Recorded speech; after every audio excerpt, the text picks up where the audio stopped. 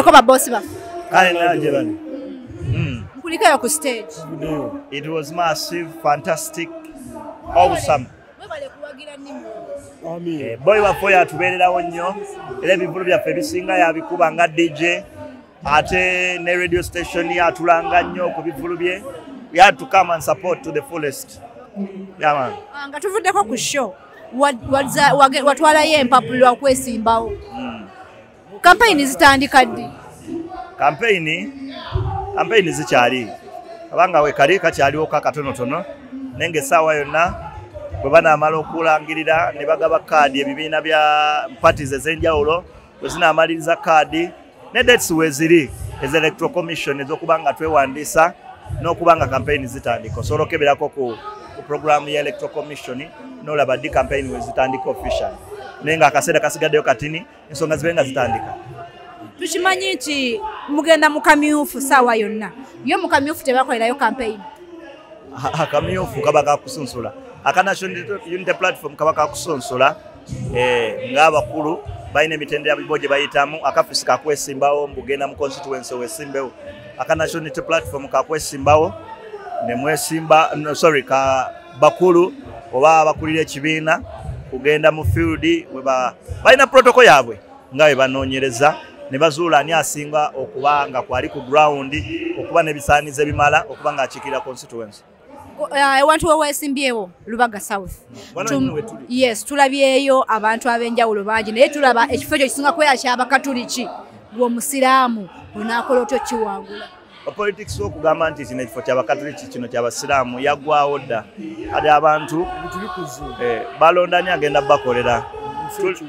Ensi ekyuse kati wano wetuli wakwerwanako bw'aba musiraamu yasobola nga aze mu kifo ky'Abakatuliki ajja tukiikirire. Bw'aba mukatuliki yasobola yali ku ground abantu gwe bakiririzaamu ng'ali mu kifo ky'Abasiraamu ajja tukiikirire.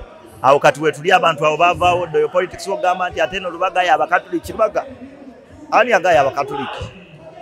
Okay, omukulu Luzi yavuddeyo n'agamba abayimbi ne bakomediani mwenna abagenze okwesimbawo mugenda kubba bubbi. Ani agambe? Yaliyo. Luzi ayina okuva bamukuba akalulu emitiya nawe bamuma akalulu. Frustration ebaawo. Teyasigala kyekino. Kasaba mukuba akalulu balina omukwatako. Kyokka tukubiriza omuntu yeesimbyewo abeere n'omukyala. Kati stress gyalimu yeetaagako omukyala. Alina mukyala we mugayaavu.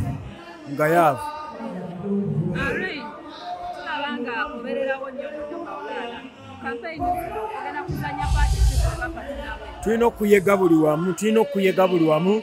Abaana tuzadde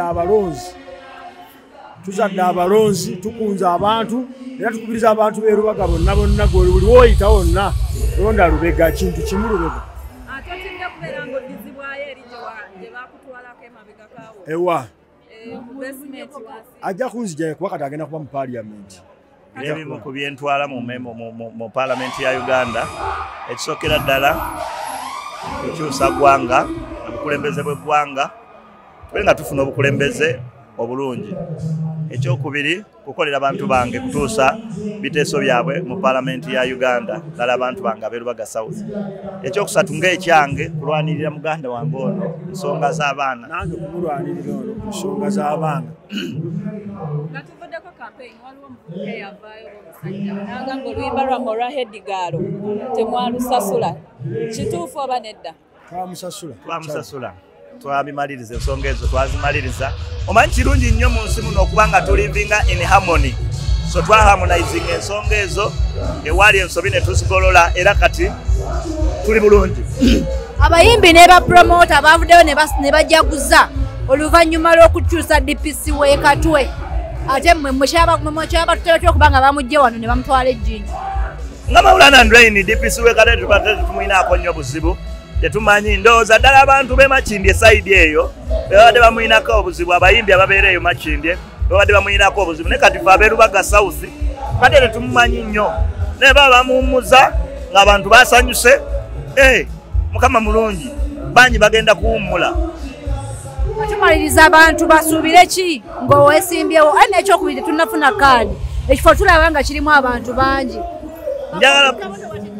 asina competitor gwe ntya kubanga Lubaga era ninga agiri mu bwomu kuba wenjitambula siraba ba competitor so insha Allah Mungu wanabasazeewo isawa yonna ngenda funa kadi ya National Unity Platform mpereza abantu nga bwe siwerezangako ndi ready ni mweteketefu nnyo okubanga nchikirira abantu berubaga South mu abantu berubaga South mu parliament ya Uganda ndi mweteketefu nnyo ebitabo mbisoma buli lunaku amateeka nga soma kumacha mutuntu n'olweggulo kwegamba ndi mwetegefu nnyo nga bwe siberanga yes ne komedia ni munnamo wa Bizonto naye twamulabye nga abasazeeko Sabazonto yesimbyewo wa Julius abantu beyo gye yesimbe bamuwa akalulu agenda akikirira abantu beyo wamunange munabitone bado binabitone twagaliza banabitone bafu abantu abalina ebitone banabitone baba n'obwongo nga bugazi okitegera obwongo bwabwe oteekateekera ebisanyusa abantu tegeza n'ebibaluma obimanyi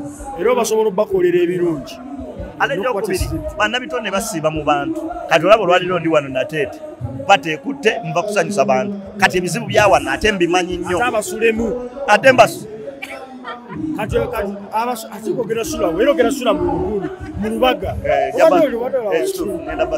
otegera omuntu abalimu agenda babeeramu kuba n'agamba nti kino akitegeere wekinagala mu parliament akizannyeko wekinagala okuzannyako agende waliwo akiyimbeko wekinagala okiyimbako kigiseewo n'omukono gwange manye busiramu bugamba bwolaba ekibi kigiseewo n'omukono gwo kitamwe oba kyogwereko kati ebyo byonna nze mbikola ntamwe ekintu kyogerako n'omukono nsobola okikola ndya okigisawo omukono engeri gye mwesimbyewo tulaba nga waliwo gap between okwatagana ne ba leader abakulembeze bano okubeera nga mutwala Lubaga South waggulu Lubaga South nsaba Mukama ebifo ebisinga ekyesanyu ebifo ebisinga byawanguddwa aba National Unity Platform era bw'otunula mu bukiiko bw'abavubuka abalondeddwa aba National Unity Platform bawangulidde waggulu ekyo nno kituwa enkizo ndi kituwa emirandira gy'abantu abatuufu be tugenda okuba nga tukolagana nabo ekituufu NRM ekooye n'abantu abagiwagira kwekaza nakwagala kufuna kakulya n'ekibiina tekikyalina kiriho pulesi nga bannayuganda tetukyalina ssuubi mu kyo otegede tetukyakikkirizaamu tetusuubira nti kirina n'ekintu kye kiyinza okukola ki okutugattako so ensonga ezo